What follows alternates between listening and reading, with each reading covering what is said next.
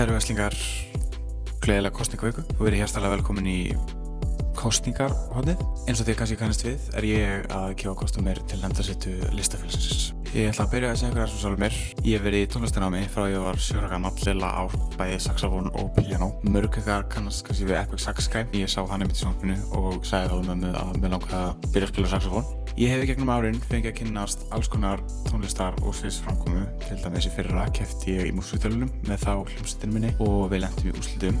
Ég hef líka mjög mikinn áhuga á bókfærslu og markaðsfræði eins og kannski sérsta plakatinu mínu. Ég tel það mjög mikilvægt fyrir ferli eins og listó af því að það er mjög mikið fjármálasvindl að halda leiksýningu.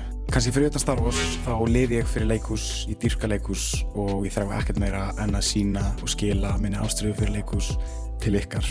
Af hverju þið að kjósa mig? Þið myndu bara ekki sjá eftir því. Ég elska leikhús, elska ást. Er bara list og baby. Oh shit!